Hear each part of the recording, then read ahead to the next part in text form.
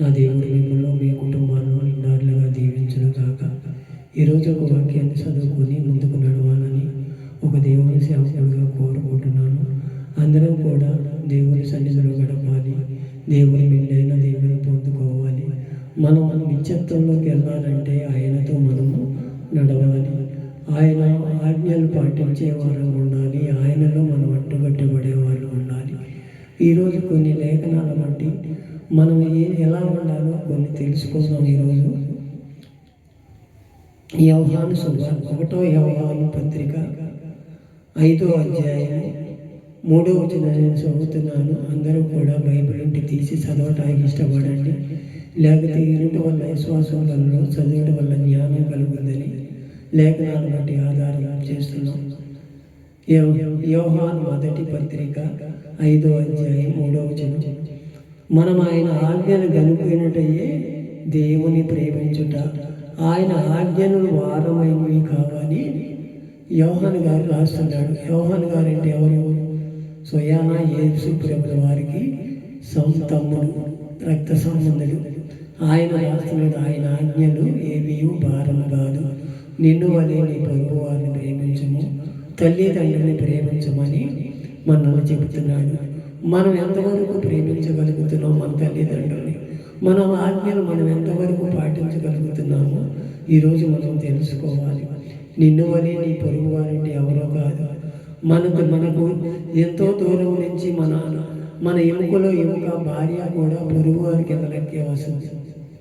ఆమె కూడా మనల్ని నమ్మి మనతో సహజీవనం చదివించడానికి ఎక్కడో పుట్టి 18 సంవత్సరాలు తండ్రి సాటులో బతికి ఏమీ తెలియని ముఖంతో మనతో కాపురాన్ని చేయడానికి ఇష్టపడిందంటే ఆమె పొరుగు వారి కింద లెక్క. ఆమెను ప్రేమించమంటున్నాడు, మన సహజీవనాన్ని ప్రేమించమంటున్నాడు. మన సహజీవనాన్ని మనం ఎంతవరకు ప్రేమించగలుగుతున్నాం? మనం ఎంతవరకు ఆమెతో మనం సరైన సమాధానం కలుగుతున్నాం? ఒక్కసారి మన హృదయాలు మనమే పరిశీలన చేసుకుంటాం. ఈ రోజుల్లో కూడా చాలామంది కూడా చాలా రకాలుగా చిన్నాభిన్నమైపోతున్నాయి కాడ్పురాలు.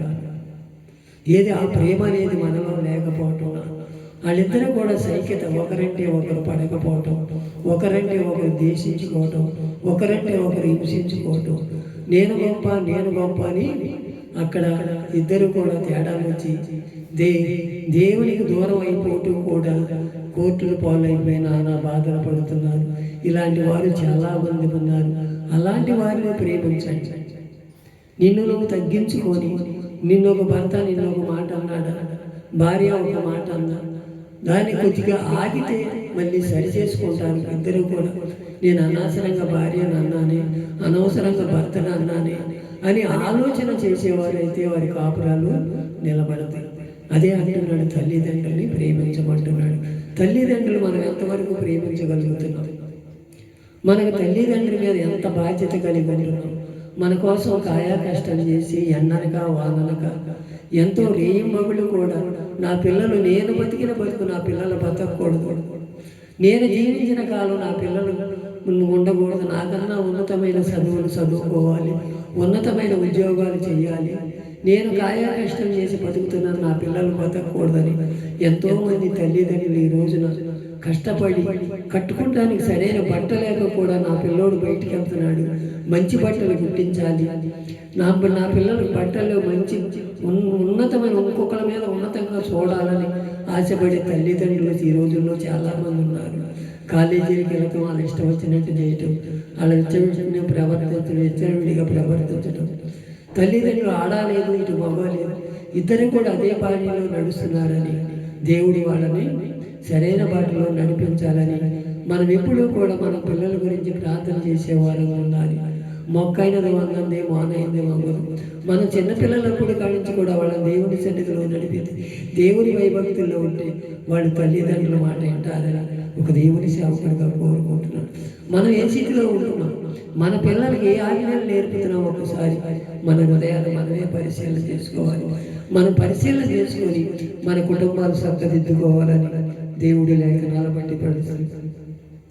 అది ఆదికాండము 1:28 కూడా అంటున్నాడు. ఎట్లనగా మీరు ఫలించి అభివృద్ధి పొంది విస్తరించి భూమిని నిందించి దానిని లోపరుచుకోండి. సముద్రపు చేపలను ఆకాశ పక్షులను భూమి మీద ప్రతి జాతిని ఏలుడని దేవుడు వారితో చెప్పాను. అప్పుడు ఆనాడు మోషే గారు రాశాడు బైబిల్ గ్రంథం అంతా. ఈ 5 గ్రంథాలు కూడా ఆయన రాసినే. దేవుడు ఆయనతో ఏదైతే స్థిరపరిచాడు, ఆయనకి ఏదైతే ప్రేరేపణ కలగజేశాడు, ఈ బైబిల్ గ్రంథం అంతా కూడా ఈ ఐదు గ్రంథాలు కూడా ఆయనే రాయగలిగాడు. ఆదికాండము, నిర్మాకాండము, లేవి కాండము, సంఖ్యాకాండం, ద్వితీయోపదేశ కాండం, ఈ 5 కాండాలు కూడా ఆయన మోషే గారు రాసిన కూడా అవన్నీ కూడా మీరు నిందించండి, మీరు ఫలించండి, మీరు అభివృద్ధి పొందండి. మీరు అభివృద్ధి పొందమంటే కష్టపడి పని చేయమన్నాడే కానీ ఎక్కడ ఖాళీ కూర్చొని పని చేయమన్నా. మీరు నిందించండి, మీరు కష్టపడండి, కష్టమే ఫలితం దొరుకుతుంది. ప్రతి జీవిని అన్నాడు. మనం మానవులుగా మనం ఏం వెళుతున్నామో ఒకసారి మన హృదయాలు మనమే పరిశీలించాలి. ఆయన ఏమంటున్నాడు ఇక్కడ 10 ఆజ్ఞలు ఉన్నాయి దీంట్లో. ఆయన మోషే గారేమో 10 ఆజ్ఞలు రాశాడు, యోహాను గారే 2 ఆజ్ఞలు రాశాడు. ఈ 2 ఆజ్ఞలు మనం కూడా పాటించలేకపోతున్నాం. ఈ 10 ఆజ్ఞలు వీళ్ళుగా కష్టమైపోతుందని ఆయన 10 ఆజ్ఞలు రాస్తే ఆ 10 ఆజ్ఞలు ఏది కూడా మనం పరిశీలన చేసుకుంటాం. 6 రోజులు కష్టపడి 7వ రోజులు నా సన్నిధిలో గడపమంటున్నాడు. అది దానికి లేదు జవాబు. మీరు దేవుడైన యెహోవాను ప్రేమించుడి, ఆయనే మీకు దేవుడు అంటున్నాడు. ఆయన మనం మర్చిపోతున్నాం. ఇలా చాలా ఉన్నాయి. నీ దేవుడైన నీకు అనుగ్రహించి దేశంలో నువ్వు దీర్ఘాయుష్మంతుడైనట్టు తల్లిదండ్రులని ప్రేమించమంటున్నాడు. మనం ఎంతవరకు ప్రేమిస్తున్నాం? నరహత్య చెయ్యొద్దు అంటున్నాడు, వ్యభిచరించొద్దు అంటున్నాడు, దొంగలించొద్దు అన్నాడు, పొరుగువారి మీద అబద్ధం చెప్పమంటు, పొరుగువారిని ఏది ఆశించవద్దు అంటాడు. నరహత్య అంటే మన మనుషులు మనం చంపుకోవటం కాదు, ఒకరినొకరు కించిపరచుకోవటం, ఒకరికొకరు హెచ్చింపు జీవితంలో ఉన్న వాళ్ళకి తగ్గించటం. ఇలాంటివన్నీ మనలో ఉంటే దేవుడు మనతో ఎలా ఉంటాడు?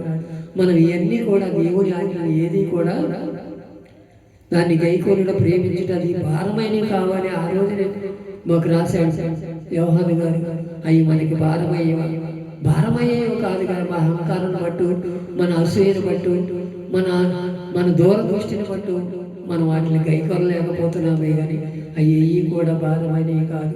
మనం దేవుని సన్నిధిలో మన పిల్లల భయభక్తులు పెంచుకుందాం, మన భార్యాభర్తలను సైక్యత కలిగి ఉందాం. మన ప్రతిదీ కూడా భూమిని ఏలని అంటున్నాడు. భూమిని దున్నుకొని సారవంతాన్ని భూమిని పండించుకొని తినండి, తిని తృప్తిగా ఉండి దేవుని సేవించండి అంటున్నాడు. మనం ఏం చేయగలుగుతున్నామో ఒకసారి మన హృదయాలు మనమే పరిశీలన చేస్తాం. నిర్మాకాండం 20వ అధ్యాయం 3వ వచనం, నేను తప్పున ఏరొక దేవుడు మీకు ఉండకూడదు అంటున్నాడు. ఆయన ఖచ్చితంగా చెప్పేస్తున్నాడు. మనం ఏ దేవతను పూజిస్తున్నాం, ఏ దేవుళ్ళను పూజిస్తున్నాం ఒక్కసారి మన హృదయాలు మనమే పరిశీలించాలి. మనకి ఏదైనా రోగం వస్తేనో, లోపం వస్తేనో, ఏదైనా భయం వస్తేనో, ఇరుకు వస్తేనో, ఇలాంటప్పుడు దేవుడు గుర్తొస్తాడే తప్ప అలాంటప్పుడు దేవుడు రాడు. అందుకే అంటున్నాడు, నేను తప్ప ఏరొక దేవుడు మీకు ఉండకూడదు. నా ఆజ్ఞలు భారమైనవి కాదు. మీరు ఫలించి అభివృద్ధి పొంది భూమిని విస్తరించి సముద్ర చేపలు, ఆకాశ పక్షులు అన్నీ కూడా మీ వశం చేస్తారు. మీరు అట్లా తింటూ నా సన్నిధిని గడపండి. 6 రోజులు కష్టపడి 7వ రోజు నా సన్నిధికి రండి అంటే మనం ఎవరో కూడా ఈ సన్నిధిలో కనబడుతున్నాం. ఈ ఆజ్ఞలు భారమైనవి. ఒక్కసారి మన హృదయాలు మనమే పరిశీలన చేసుకుందాం. మన పరిశీలన చేసుకుని దేవుని సన్నిధిలో, అయ్యా ఇప్పుడు వరకు చేసిన నీ ఆజ్ఞలను పాటించలేకపోయానే అని. ఈ ఆజ్ఞలు ఏవి కూడా భారమైనవి కనిపించటం, మేము ఆచరించకపోవటానికే మాకు ఇన్ని బాధలు, ఇన్ని ఇబ్బందులు, ఇన్ని కష్టాలు ఉంటున్నాయి. ఈ ఆజ్ఞలు మేము పాటించే కృపను మాకు దయచేయి ఆయన. అయ్యా నిన్ను వలె నీ పొరుగు వారిని ప్రేమించమంటున్నాం, తల్లిదండ్రులను సన్మానించమంటున్నాం, నరహత్య చేయొద్దంటున్నావు, వ్యభిచరించొద్దన్నాడు. ఇవన్నీ కూడా భారమైనవి కాదు కాబట్టి నువ్వు రాయగలిగాయి. అయ్యా అయ్యే వ్యామోహం అనుకొని, అయ్యే లోకం అనుకొని మేము జీవించామేమో. మా జీవితాన్ని మేలైన మార్గంలో నడిపించుకుంటామయ్యా. ఇక మీదటైనా మా తప్పు మేము తెలుసుకొని అయ్యా నీ సన్నిధిలో, నీ పాద సన్నిధిలో మేము తగ్గింపు జీవితంతో తగ్గింపు మనసుతో నీ సన్నిధిలో యోగ్యమైన పాత్రలను తీర్చిదిద్దామని ఎవరైనా మనమందరం కూడా ఆయన సన్నిధిలో ఆయన పాదాలు పట్టుకొని బతిమలాడగలిగితే ఆయన ఆజ్ఞలు గైకొని మనల్ని మేలైన మార్గంలో నడిపించడానికి ఇష్టపడుతున్నాడు. ఆ మాటలు గైకొందామా? ఆయన ఆజ్ఞలు గైకొని నీ ఆజ్ఞలు నాకు భారమైనవి కాదయ్యా, నీ ఆజ్ఞలు నేను పాటిస్తానయ్యా, ఇక మీదటైనా నన్ను నీ సంతగా చేర్చుకోమని ఆయన పాద సన్నిధిలో ఆయన పాదాలు పట్టుకొని ప్రార్థన చేస్తే దేవుడు కనికరించి ఆయన ఆజ్ఞలు పాటించటమే కాక ఆయనతో మనల్ని నడిపిస్తాడు. మనం జీవితం అనుగ్రహించి ఆయన సన్నిధిలో నిందారహితులుగా ఉందాం. ఇట్టి మాటలు దేవుడు వెనుకడిలో దీవించి ఆశీర్వదించను గాక. ఆమేన్.